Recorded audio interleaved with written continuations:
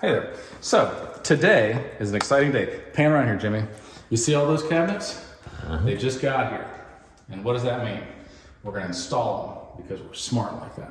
Okay, so first step is somebody somewhere made us a blueprint thing, and we didn't print that off because we're not smart. So instead we looked at it on our phone and made our own blueprint. Genius. Yeah, and Jimmy says this is refrigerator worthy. It is. So I'd hang it. Then we want to come up. We want to hang our upper cabinets first because it's easier to hang those when you can get up to it than it is leaning over like this. And you're like, why is my back hurt so much? Okay. So upper cabinets off the floor, 54 inches. That's important. And you want to know another important thing? Let's say you're holding this cabinet up, or your helper is, and they're like, making sounds and faces and things like that. You want to know where the studs are ahead of time. So we marked them. We checked it and we marked them, right? So we like checked it up above our line where it won't be visible. And then once he puts it in, we'll know, like, put a screw there. So if you can see on here, there's a place that is solid. Now look, if we just pivot around here, you can see the back of it. You see how there's like a solid strip right here? That's what you want to screw into. So you screw into here, into a stud, not just anywhere. And on the bottom, same thing. You screw this up. So we're going to put up one cabinet and another cabinet, then you screw them to each other. You make sure that they're solid, and we'll do all the uppers first, and we'll do all the lowers after that. Now, when I say a bunch of cabinets showed up, I don't mean all of them. I mean a percentage of them. So we're gonna do everything that we can today. Now, if you're anything like me, you probably think a lot. And as I was in the habit of doing, I was brushing my teeth this morning, and I was like, my breath is minty fresh, okay? Now, this is important because we just assume that if you have mint on your breath, that your breath is fresh. But what if we were trained different? What if whenever they were like, hey, we're making this toothpaste to clean your teeth, what flavor should we make it? And instead they made it like, I don't know. Turkey gravy. Or turkey gravy, barbecue sauce, pickle juice, like any long honey, anything. And you'd be like, oh, I taste honey. I must have fresh breath. You're like, ooh, seems a bit sticky. Or you're like, oh, you don't have pickles on your breath? That's bad for you. Go brush your teeth with pickles. Go pickle out. Yeah, not impressed. 0 stars, would not recommend. I'm glad that they chose mint. Yeah, I am. Just moments ago, I told you guys I was gonna hang some cabinets, and now, behold, cabinets have been hung. It's kind of what you call it whenever you screw to the wall. Come around over here, Jimmy. So, as we discussed, you find where the studs are, and you screw down in here. You see it? And then up on the top, you do the same thing. And then we screw into each other like this. See? Screwed together, screwed into the studs. And then what happens? It won't go nowhere because it's solid. And then we got upper cabinet. So let me just take you on a quick tour. Refrigerator. You can see it. You have to use your imagination. Dishwasher. Once again, the Invisalign dishwasher. Silent. Farm sink. Yeah, the sink is silent because there is no sink yet. I believe that's going to be a microwave, although I'm not 100% sure because I didn't do the design. Cooktop, gas range, double oven, which is significantly larger than this. We have to cut it out. And then over here, nothing. Okay, so make sure you get a good view of the nothing. Oh, nice. Yeah, we got to put a different door in there. And then over here, there's going to be an island, but these are going to be black cabinets. And guess what? They're not here yet. So beef companies right now are looking for new stakeholders. I don't know if you guys are interested, but that's something. Now, with gas prices being what they are, I'm sure that you guys are like, John, do you have any tips for us? And I do. This is a gas saving tip that will save you money immediately, okay? Start walking everywhere. You won't spend hardly anything on gas. It should be 0, but I'm assuming at some point you're gonna be like, I'm gonna get a cup full anyway. This is miserable. And you just drink the gas because I think at that point you'd rather die than do that. So this is a true story. A friend of mine was on tour and they were, waiting at the venue until the show or whatever. So they're playing pool and it was in Arkansas, I'm not gonna lie. And this guy takes a shot and then he's like, man, I don't feel so good.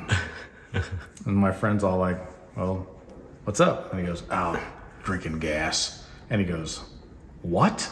And he's like, nothing, just kidding. And just walked out the door and left. But apparently in that part of the world, Arkansas, it's a fairly common thing to be like, what are you doing? Drinking gas? That makes sense. And nobody was going to question it. Like, yeah, of course you're drinking gas. You must have been thirsty. Yeah, why wouldn't you? So this brings up an important topic. Like, how long are you going to let your addictions run your life? Like, aren't you tired? Could you imagine being addicted to drinking gas? And It won't last long. As dumb as that sounds, every addiction to me sounds as equally stupid as drinking gas, right? Like, man, you drinking alcohol? I'm like, no, I would use that like if I had something that I couldn't get, like if I had some Sharpie or something, I'm like, oh, I need to get the Sharpie off. Yep, that dissolved it. What else does it do to your guts? You're like, not pretty. Right? Like, do you want to smoke this thing? You're like, no, I also don't want to stick my face right inside of a campfire and inhale, because that's not going to be good for you. No matter what it is you're smoking, whether it's any of the bad things you can smoke, not one of them are you like, you know what? As God intended, here I am. And when people, okay, I know this argument's going to come up. It's going to come up, okay? Weed's natural. Poison ivy's natural. I don't smoke that either. Oh, that would be bad. Yeah, you can die from that. Your lungs get really itchy. Oh, she's like, I want to scratch them, but I can't. You actually you have to get a steroid shot if that happens. But yeah, there's a lot of things that are natural. That doesn't mean that you should smoke them. For example, tigers are natural. Don't smoke a tiger. You know why? They do not like that. They get mad. They get very mad. Yeah, I've tried that. That's not, I don't. And then it smells like burned hair. Yeah. And they don't shower as regularly as you think. They like lick themselves. They don't like the water, so they just lick themselves and you're like, spit and hair, yum. No. I wonder, do tigers like gag up hairballs like cats do? They must. I would imagine. They're felines, so I think that that's the only thing that makes sense. I'm gonna go Google that. I'll see you guys later. Oh, hey there. So I'm wondering, this is a serious question. How much money have you spent on rent in your life?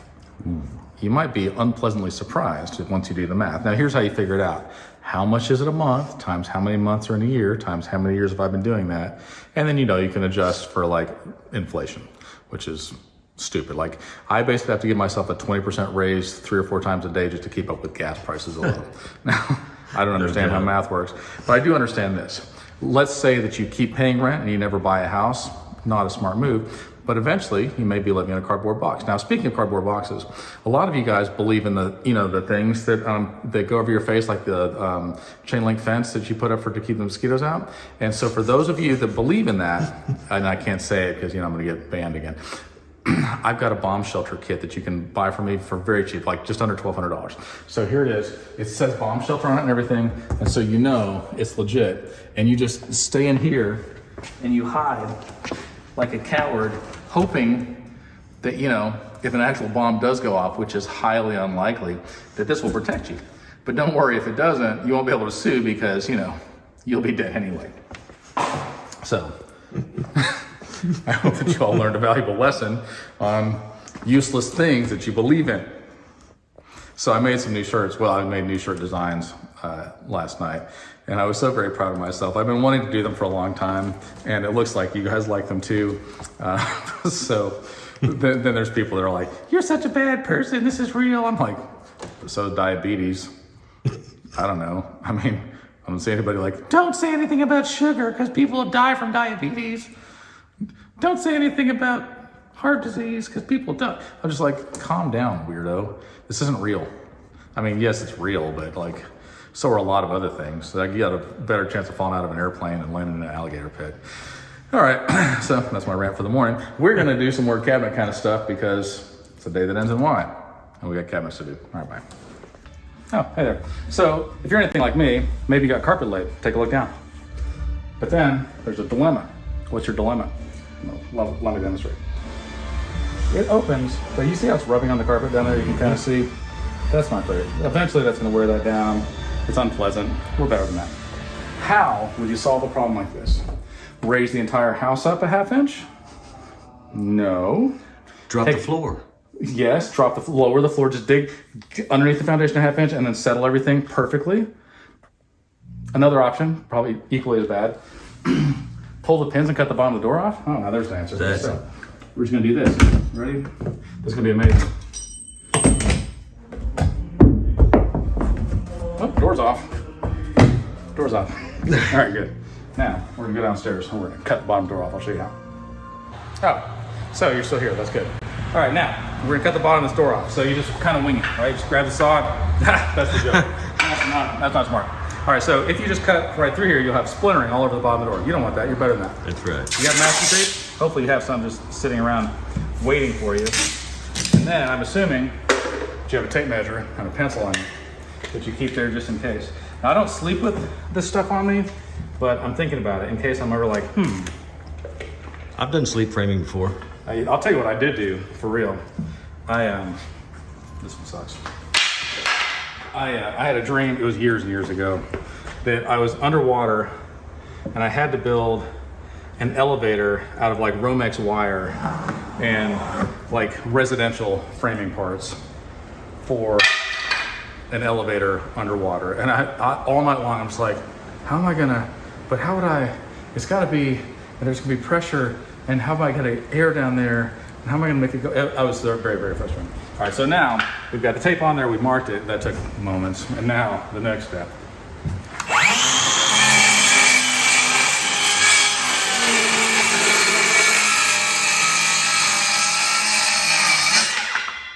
And then what?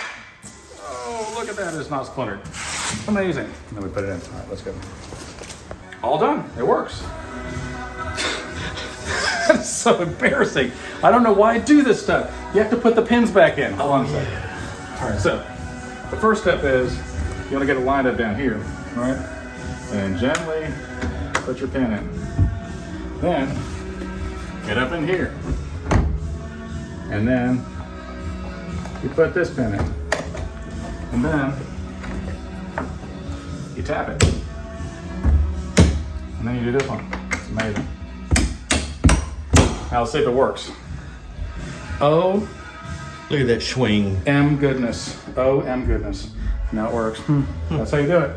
Look at that. Crisis diverted. You guys learned something today. I'm really happy for you. Congratulations. Huh. If you're anything like me, you probably wonder things like this. Let's say that you had a Tums and it fell on the ground. And then some ants came along and they're like, we should eat that. But then they did. Would they hallucinate? Because it's antacid. I'm wondering. There's stuff I wonder about, okay? So today we made some modifications. Doesn't look like much. See these beautiful lights? We put these in, they're amazing. We cut a much larger hole and put in this double oven. We had to cut some cabinets out so we can make the stove fit. It's not there 100% yet. We cut some stuff out and braced underneath for this farm sink and then for the dishwasher as well. And we did some other things around. So I've got a friend and he is a dentist, but only on Saturdays. He's a Seventh Day Adventist. That's all I got. I'm playing tonight in Arlington if you guys want to come see me. All right, bye. Oh, hey there. So as you can clearly tell, we got some more cabinets in. These cabinets are black and these cabinets are clearly white. So they're clearly white, the exact opposite of black. Now, let's just say that you have not relaxed your hatred muscle. And you're like, I want it to be flexing hard. I'm gonna slam this drawer. Never fear, it's got a soft close. But do the cabinet doors have that as well? Let's just see. I'm so angry right now. I'm more angry. I can't destroy things. Why is my angry not showing? Apparently I've hit a nerve with some people with just, no reason, just stuff. And I just want to say a lot of people have things to say about this. It seems like I'm getting some hatred, not as much as I was hoping for, and a lot of applause. And, people are like, John, explain yourself. And I just need to probably say this just to kind of clear the air with everybody. Part of being a man is not having to explain yourself to anybody ever. Oh, hey there.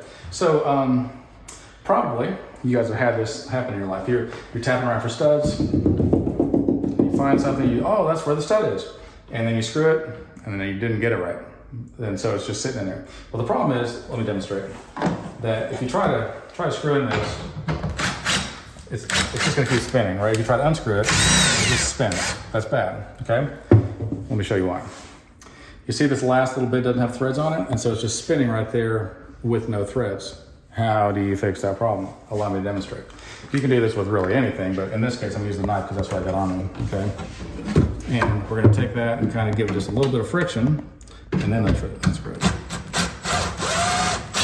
And then once it gets to threads, then you just unscrew it. Pretty much amazing. So I like to think a lot, and one of the things I like to think about is the fact that people who are always thinking about clothes, no, darn it, I messed that up. People who are always thinking about fashion are clothes-minded. Sorry. Oh, hey there. So maybe you're thinking, I wish I had a stud finder right here. You know what I'm saying? Like a mirror. Sorry, that's what I call them. But then you realize this is very precise where this mirror has to go because it only has 2 holes and it doesn't have like a wire or whatever. And so we've marked off where that needs to be, but there's not a stud here. So how do I deal with that simply and easily? These amazing anchors. Now you could pre-drill, blah, blah, blah. Nope. Or you could take this thing right here and boom, and that's done. And then you just get one of these here screws. You put that in, and then you want to stick out a little bit. And then on this one, we accidentally hit a stud, which is very rare that you accidentally hit a stud, but we did. At least we didn't accidentally hit like a water line or something. That's helpful. Preferable. And then we want to get this yellow stick here and see if we're okay. Look at you, you handsome level. And then we'll just hang the mirror. So, and then look, like this. Bing! There's a stud finder. Oh, look at that. There's 2 studs in that mirror. Oh, wow.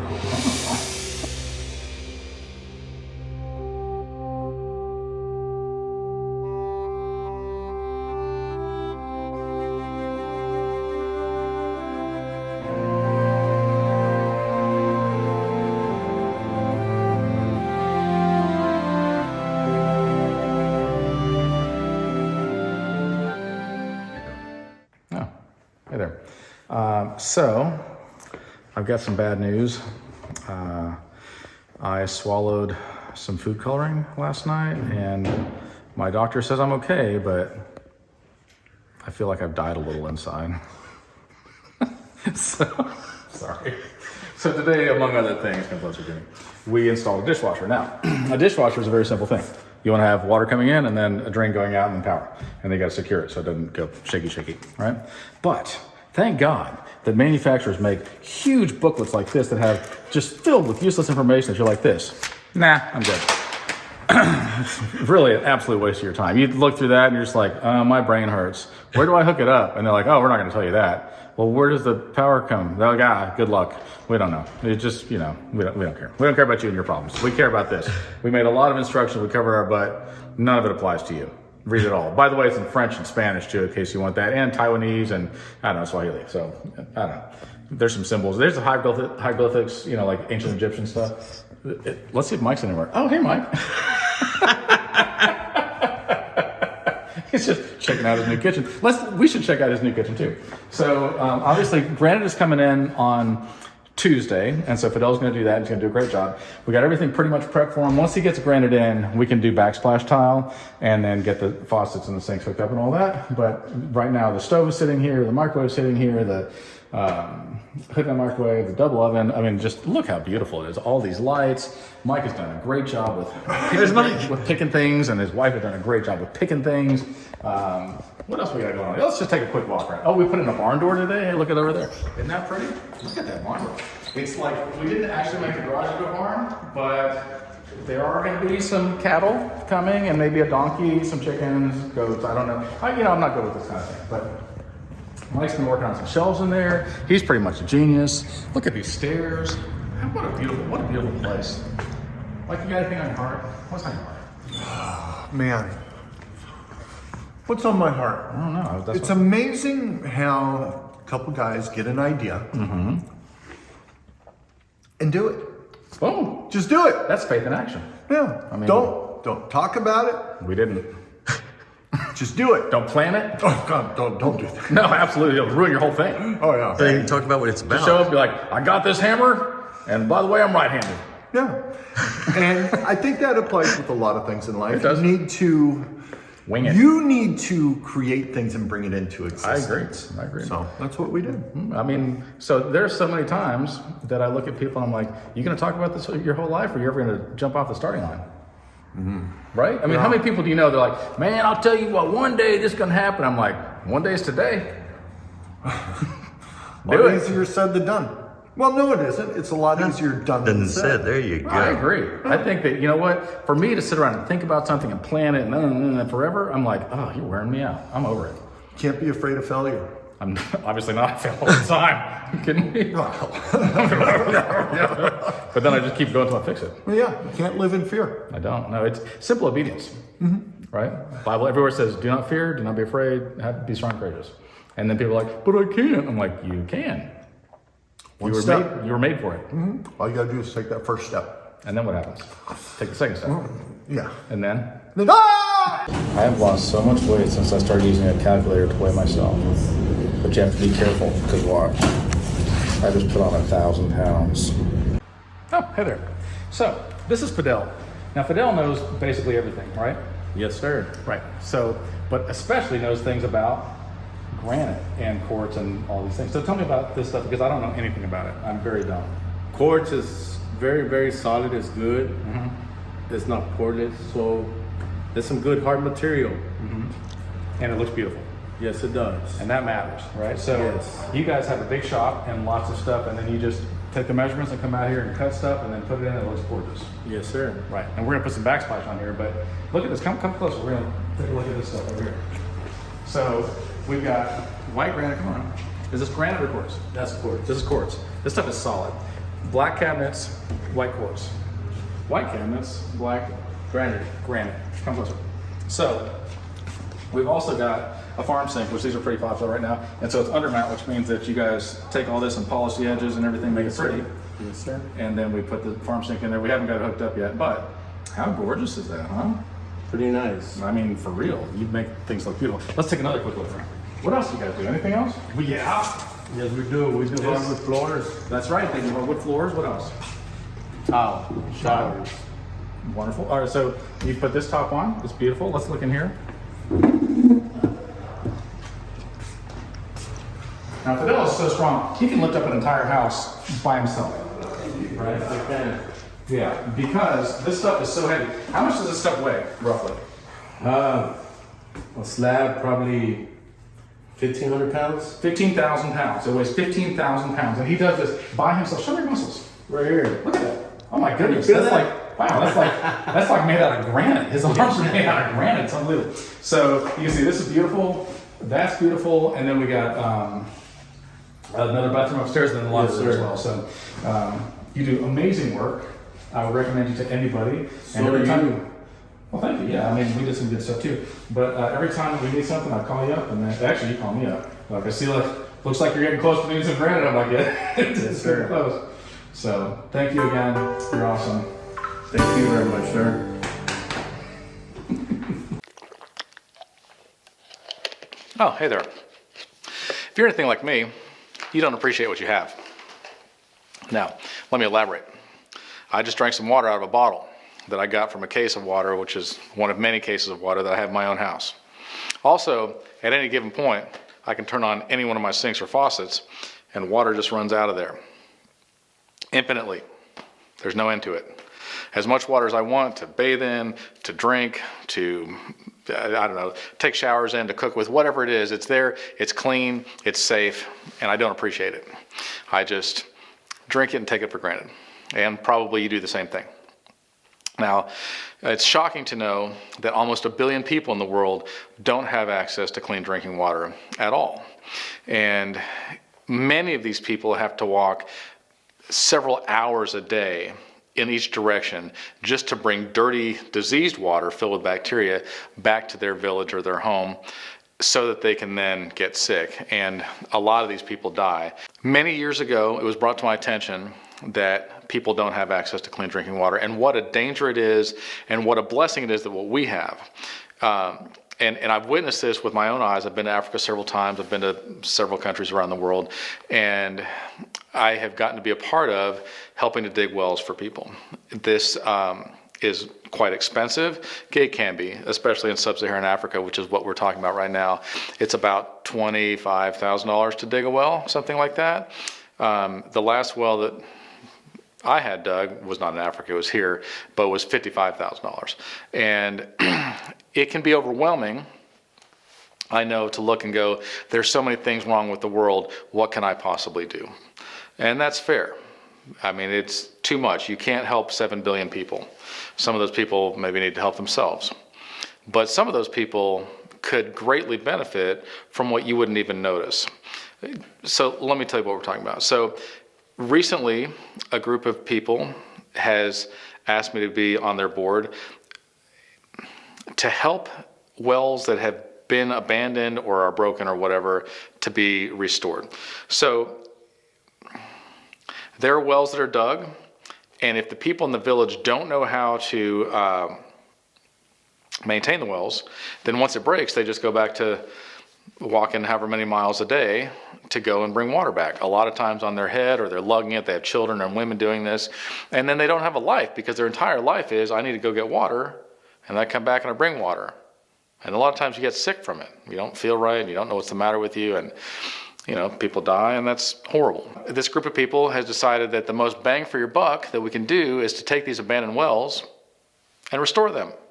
So this nonprofit organization is starting with one particular well in Kenya, and this well will help a small village to have water again so that they don't have to walk a long distance. Now, their well broke, and it has been many, many, many months. And I don't know if you can imagine, like, hey, I turned on my water and it just didn't work. And it's been months, many, many, many, many months with no water, where we have to walk all day long to go and get water and bring it back. That's heavy. That's heavy and uncomfortable. So this one well in Africa would help out a small village. I think we're in the $1,000 to $5,000 range to fix it. That's not a lot of money. If enough of us get together and give away like what we would spend on a meal, or I don't know, an evening out. I mean, a handful of us could do that and change these people's lives and the whole direction of their village. And the thing is, once we do that, maybe we can help another one and another one and another one, because helping people should be what our lives are about. So I pray that you would consider giving something, maybe your time, maybe your money, to help out in this way, because I've found that if you're depressed and if your life feels like it's underwhelming, but you go and help somebody else out, somehow you become happier. Somehow the burden on your heart is lifted as well. I'm not doing this because I'm making any of the money. I'm doing this because I think it's the right thing to do. I'm doing this because I can't stand by and go, I know that there are people hurting, and I refuse to do anything about it. So hopefully you feel the same way. Just get in touch with me or some of the people listed on this video, and we can make sure that money gets to the right place and we can change lives. All right, thank you guys.